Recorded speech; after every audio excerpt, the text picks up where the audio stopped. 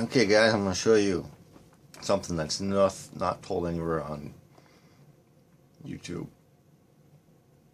And apparently nobody else in the world knows this. But this is the biggest secret on the planet. We are farmed. We're up on a big hill. They keep us here by tricking us. Gravity. I'm going to explain exactly what it is and how it works. Well, at least what's causing it. We see magnetism here, and how by aligning certain magnets in a certain way, we can get all the force to come to one side and be off the other side. Pay close attention. Look at that. Look at these pictures and hold them in mind while we go through this next section. Pay attention to how these are.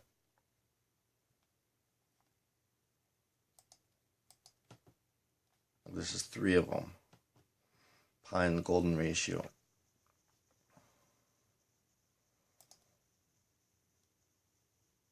A plus B equals C.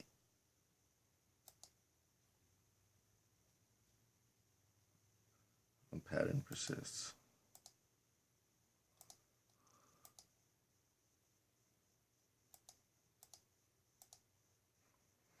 Now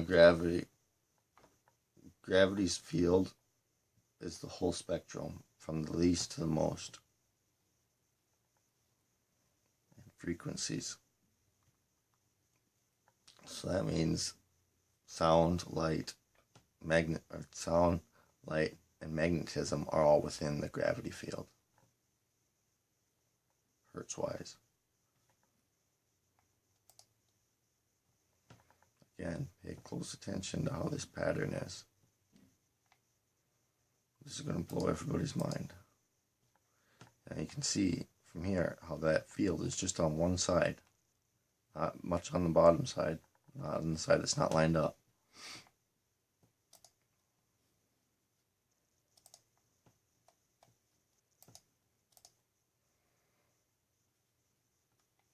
Does anybody see a pattern? Rather than thinking that these people just built these walls and these buildings and these areas out of the most difficult rocks, maybe those rocks are for a reason. Maybe they're made up of a certain kind of mineral, a magnetic kind of mineral, or some quartz rock with some pressure pushed down on it, pushing energy out of it. We always see these U's everywhere on every one of these buildings. Everything is set up with these patterns. All around the world, every one of the historical sites, Easter Island, I don't even know the name of all of them, but all the stone sites. That's why they made them stone. They did it to fool us into thinking that they were houses and old buildings, but really they're a monument that creates the magnetic field. Like, why would somebody build such a structure if it wasn't needed? The reason these rocks are cut and different sizes, not only do you see this pattern, but if this is magnetism, when 2 rocks meet in the middle, it leaves a bulge right there. So that's why they need to connect the 2 with another one on top. So you see this pattern. 1, 2, 3. 1, 2, 3. Everywhere you look, you see that same pattern. All around the world. Golden ratio and pi. Like, rather than thinking that they just spent all this time to make these specific rocks for a nice little wall, I think it would be more likely that, since nobody is mentioning this, that it's being covered up for a reason. And if you stop and think about it for a minute, if our magnetic field, everything lines up with the pyramids, rather than thinking that the Egyptians built all this stuff lined up perfectly with the stars and everything else, and built it to the perfect speculations of being the exact size of the whole world around circumference, rather than thinking that they got all those measurements right, maybe those pyramids put up the stars in the sky and created this circle that we've never went outside of. Because if we were on a boat, our compass would lead us back into the middle of the circle. The compass would never go outside it. Therefore, no man would ever be able to go to any of this other land down the hill.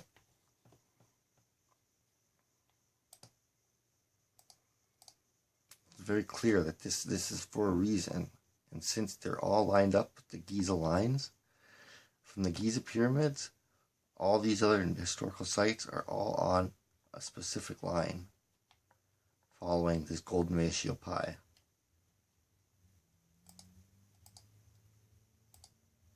It's very clear that when the electricity is higher at about so high in the air, that's what they use the pyramids for, to gather and to pull it down. And then they use this to shoot it through, or to build up a bunch of little forces so that they can all create one big force. Because we're sheep. We're sheep up on the hill. The pyramids put the moon and the sun in the sky. Their religion talks about their God putting the sun and putting the moon in the sky before they were.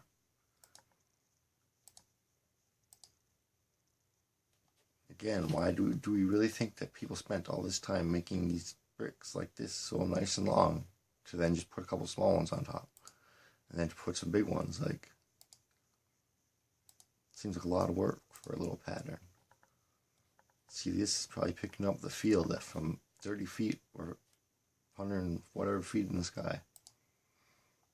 The reason they have all these bridges on here is so that the field is able to get bigger by bouncing around from here to here to here, and then they connect on a bigger scale, and then they're all on another bigger platform.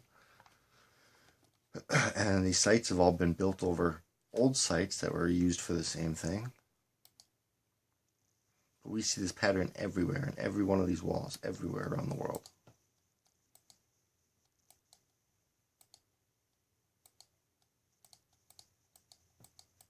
Everywhere. Like, we really are told to believe that people just built these big old stairways in the side of mountains for, what, a football game?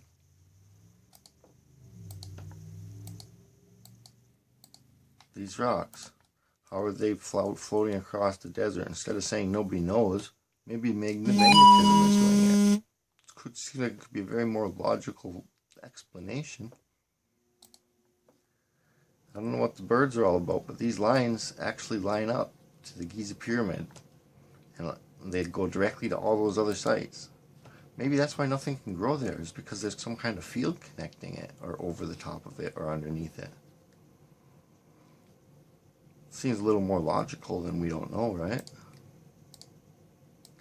It would explain these things that we find on the bottom of the ocean. We say that fish made these, so perfectly designed, carving out all little petals. Kind of doubt that. It's the spiral of life. It's the serpent. It's infinite. We see this pattern all around the world, in every one of these sites. And rather than thinking that they use these to hold the rocks together, wouldn't it make a little more sense, since there's when you put two of them together, that there's a field that overlaps right there that messes it up. So if you put something metal there, you would actually turn those two rocks into one single rock, and you would eliminate that field right there just by putting one piece of metal in there. How come nobody talks about this stuff? Why did they make these? Why are there so many U-shapes in here, and why did they make them so that they lock together so perfectly? Because they needed that magnetic field. All around the world, and there's not one other person that appears to know this, or has released anything on YouTube about it. These at Easter Island most likely are made out of the right kind of mineral. Rather than building another building here on this island, they just put these here so that the field can bounce off of them. Because it looks like they're in another order. There, golden ratio. You'll be able to do this infinite times. Right there, right there, right there. And then you can do it again and again. It's more than how many feet up in the sky, so that it's pulling in the energy from up there and then pulling it down here into the earth, or it's shooting it up.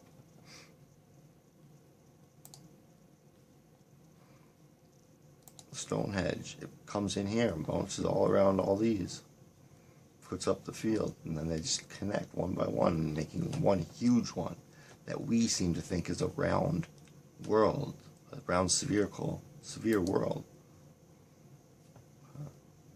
Here's the Giza pyramid. Everything lines up along these lines.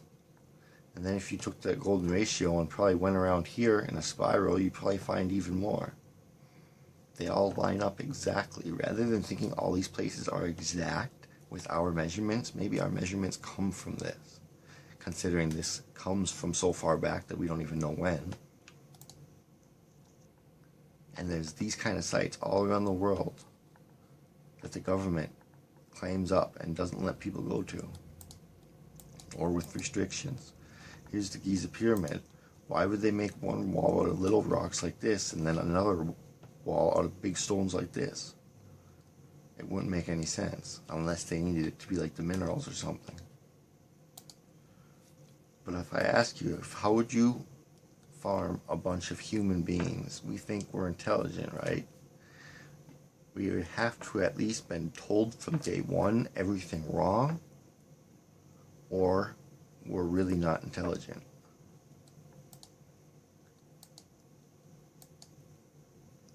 We see the same design everywhere.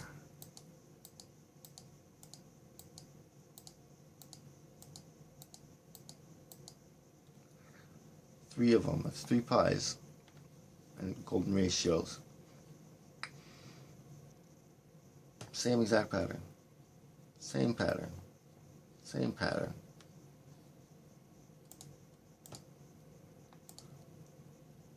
Different minerals, same pattern. Same pattern. Same pattern. Everywhere. If this is the Giza pyramid, and this is what we call the world, we've never ever even been able to see. So when we say we're looking out into the stars and the galaxy, well, those don't exist outside this line. This is as far as humans have made it, apparently. Because all the background noise that we don't know what is when they're using their telescopes, that's what it is. It's the field. They say it's the galaxy. They say they don't know where or what it is. And I'm here showing you this is what causes it.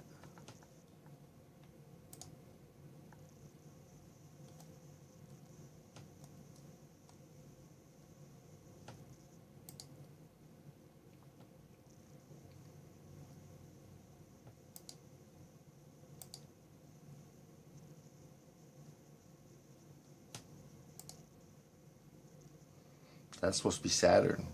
It was taken, this picture came from a video on YouTube where a lady used a Nikon P1000 to look at the moon and zoomed out Saturn. This is supposed to be Saturn. This is real life Saturn. If you were to go outside with your camera, this is what you would see in the sky if you zoomed in. Doesn't look very real, does it? We're all in a matrix. They found a way to somehow cover our eyes with this contact lens that only appears at certain times. And they filled the ears with these devices that can hear us think and that can send us noises. This is supposed to be the International Space Station. Something looks a little funny about that space station. Missing some parts. This right here, this is how the sun is put up with the pyramids. The lasers cross, and it puts that light up in the sky. The sun and the moon.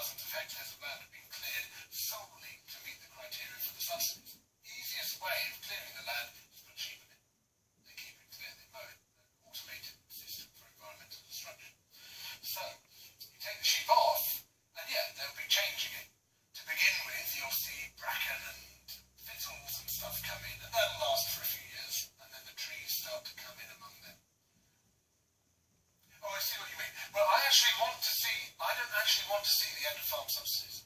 I want to see those subsidies redeployed to environmental goods, and that means bringing back wild, beautiful, amazing places and stopping floods downstream and doing all sorts of stopping floods. Loads of work required for that. Loads of Great flood. And the farmers actually could do better at it. If you pay them the same amount of money for environmental restoration as they're currently being paid for sheep keeping, because the environmental restoration is that much cheaper, they'd be taking home a lot more, keeping a lot more of that money than they would otherwise be doing. Chasing sheep across rain-sodden hills costs the average Welsh farmer £20,000 a year. What's not to like? I'm sorry, I've got a... Did you not hear me when I said that our lamb covering an area the same as all our arable and horticultural crops provides 0.4% of our diet? And that, when you take into account the hydrological damage you're doing to farming downstream in far more productive places through the cycle of flood and drought you get from keeping the hills bare, its net contribution to human nutrition is probably negative. Okay, thank you for the question. Adrian, vanity. Why draw the line at humans? Yeah, why not eat humans? Why not eat humans? I mean, isn't there a vanity in saying we are the exception, but we can eat everything else? Why are we eating each other? You tell me if anyone's going to... One of the most interesting collapses of civilizations, the two were in America, the Anasazi in the southern states of North America and the Maya in Central America. Both collapsed because they didn't have an ungulate. They were societies that did marginal farming, mostly of corn and squashes, but they didn't have any shit. The point of keeping animals is actually the stuff you really don't like, it's the shit. And it's the shit that keeps everything growing. It's the shit you need to grow the rice, to grow the wheat, and they didn't have it. The Anasazi ended up living in these amazing meat. Right, Wales without sheep. We are the sheep on the hills.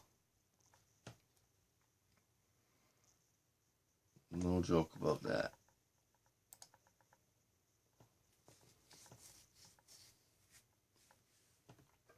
I was looking in Minnesota law statutes. I come across this statute that sheep are supposed to have birth certificates.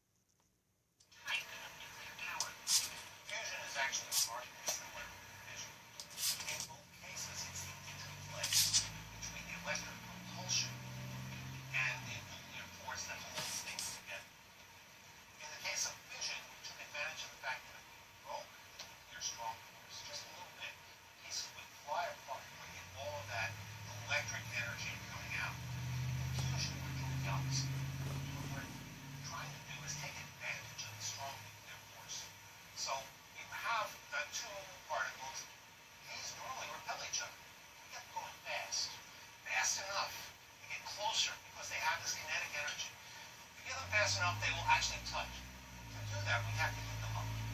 Heat basically means high velocity particles. Now, when we touch, energy is released. Ooh, my son. One of those extra neutrons goes flying off with a huge amount of energy. That requires an incredibly hot, high-pressure environment. Ooh, my The son. temperature that we have to reach is actually far hotter You than need the pressure in the outer atmosphere. comparable to the core of the sun, the part of the sun, the part where the energy of the sun is coming from, the part that we actually never see. Part we actually never seen.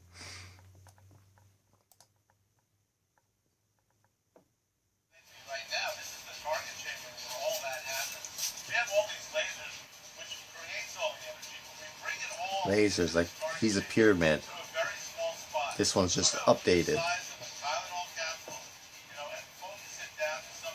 and using that really high intensity light, we can create the conditions that are of interest. So here we're in a situation where we can take astrophysics, and instead of doing it through telescopes, watching things that happened millions or billions of years ago, we could schedule a sun or solar event or a They could supernova. schedule a supernova next year. On April 23rd, it's 4 in the afternoon. Bring all your diagnostics. So that's something very exciting. Some people think this is a light machine.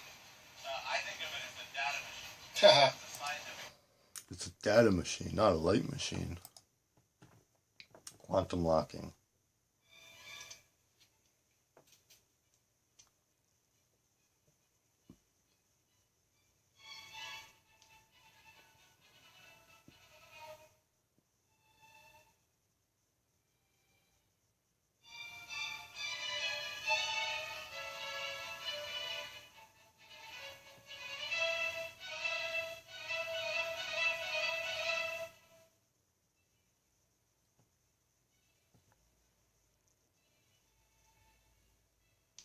Superconductors. Crystal.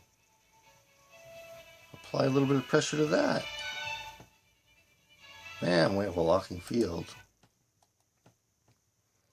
Laser. Anybody ever seen a laser push something? Witnessed it there.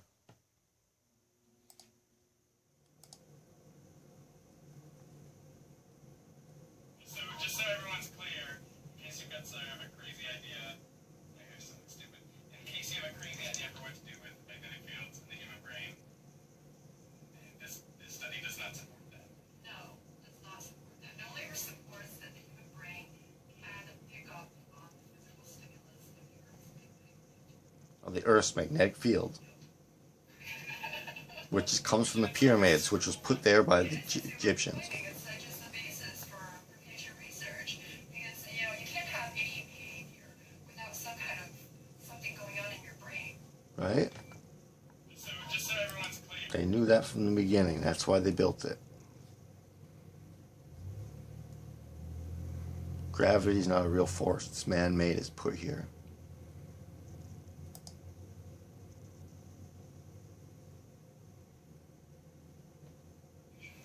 Coming into our antenna from all directions. It's just flooding in at us. And clearly was orders of magnitude more than we expected from the galaxy. That's the magnetic field caused by the pyramids.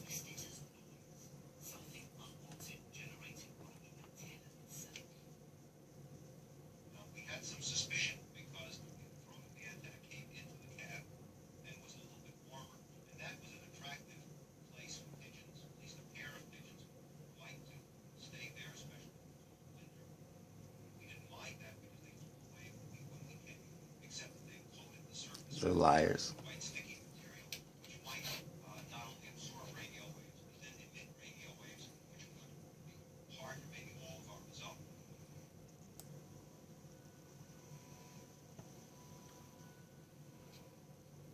The antenna clean and the pigeons did very well with the pigeons. Pantheaspis began searching for an astronomical explanation, but the signal wasn't coming from anything in our own galaxy, nor did it appear to be coming from any other galaxy. It seemed to be coming from Everywhere. We've never seen outside of our We own. can't see past our own magnetic field. Yep. Background of radiation appeared everywhere in the sky. We Not could, tied to our galaxy or any other known source of radio waves. It was rather as if the whole universe had been warmed up to a temperature about 3 degrees above absolute zero.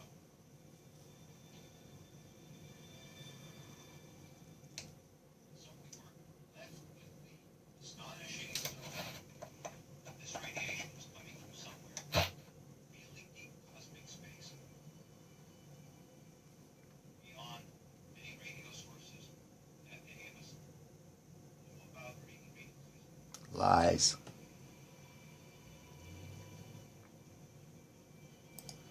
They lie. He knew about it. Here's where you'll see it all. This is how it's all done. This is how the pyramid is taking in sound and creating light. This guy isn't talking about it. He's just talking about creating light from gravity vibrations. But it happens to do the exact same thing as the pyramid, or it looks the same.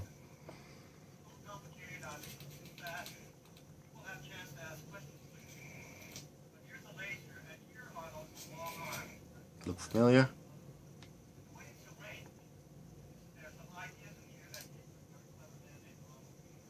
This would be the chambers inside the pyramid.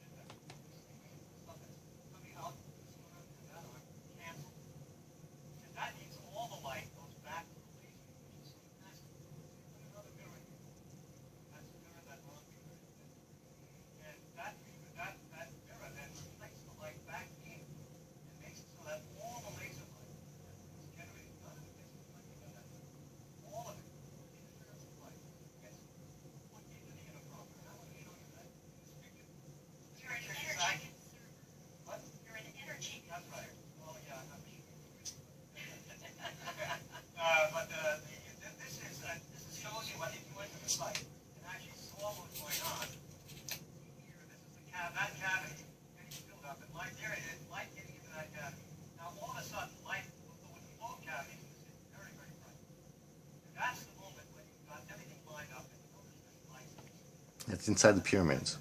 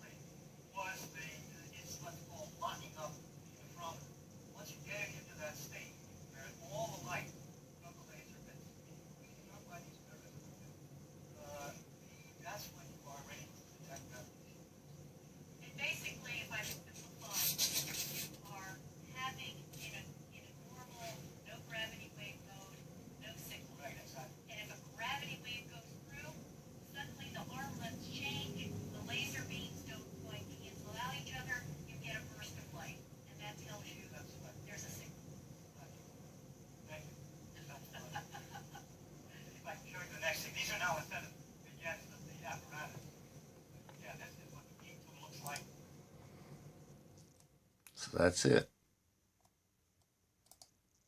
Witness free power being picked up just from the sky, from a TV antenna to a toroidal field. This is where the Earth's magnetic field is in. That's why they think it sounds like noise, because it comes from every possible way.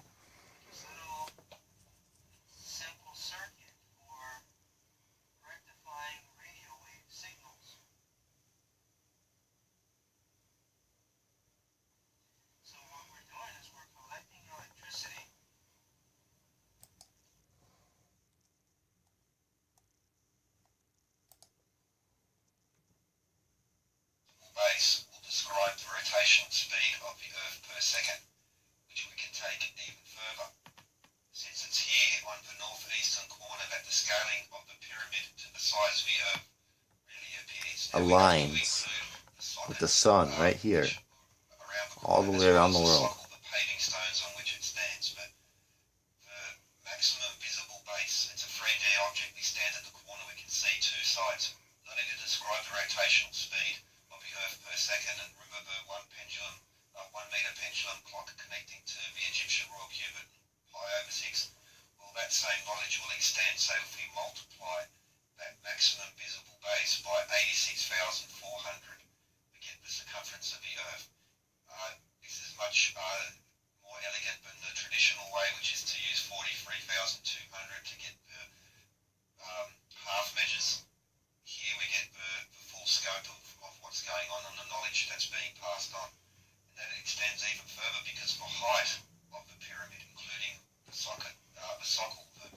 stones on which it stands.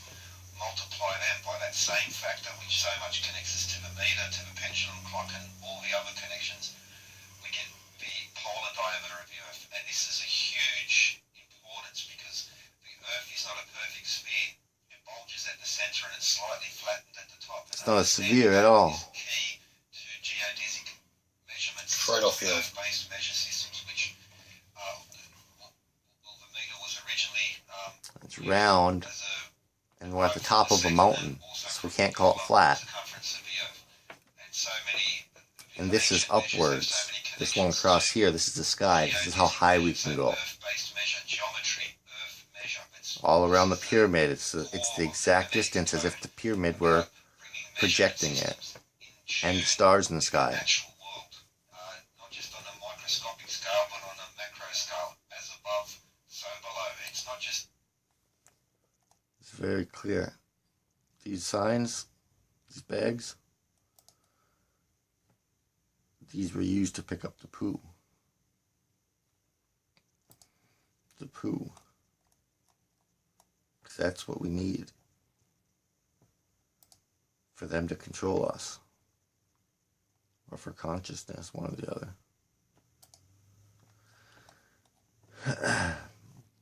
And here's pictures of Google Maps over in Egypt. These things are not the way it looks. There's another guy on YouTube who has a video who's flying over. You can clearly see that the real ones have pictures of a moon on it, a half moon, and a full moon, and 3/4, and a blood moon, and a bunch of other signs. This is the infrared light that shoots out of the desert who put up the sun and the moon. This one's the sun. You can't see it when you're next to it because it's infrared. This is the other one. It's underground. Here's your moon.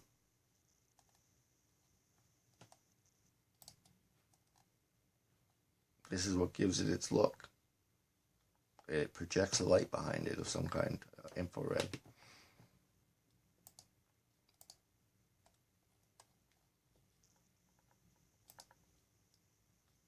Like all this is in Egypt. Like, do we really think that they just built these for the design rather than maybe out of a special mineral or something?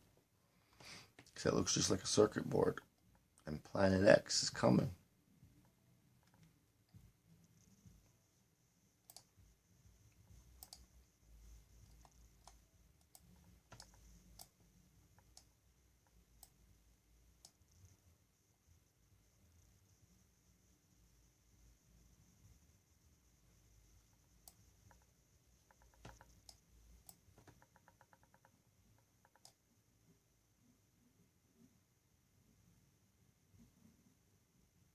These are who's taking the control. These are who's messing. They're trying to eliminate, or they're trying to create the Zion bomb by the hydrogen and the fusion. And they're going to split apart, and it's going to destroy every single atom on the globe. And then they restart it, or the mountain, or whatever we're on, and they rebuild it again. The time is coming. We're on the 7th phase.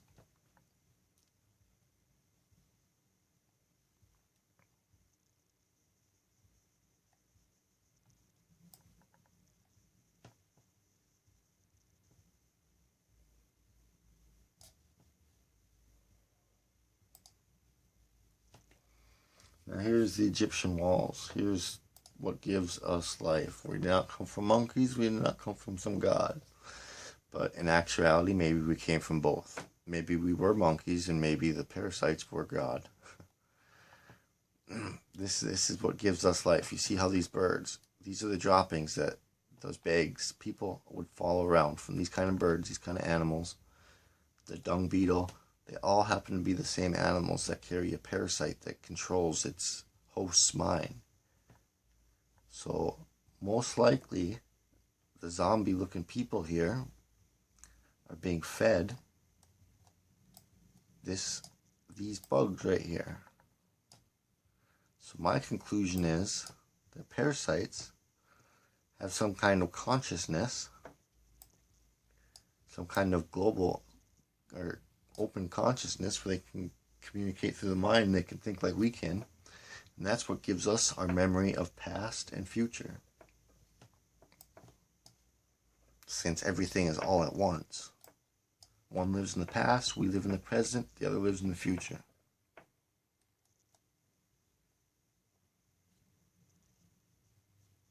And there's the secrets. I hope you liked the video. I hope somebody will expose this and maybe make a little better video about it.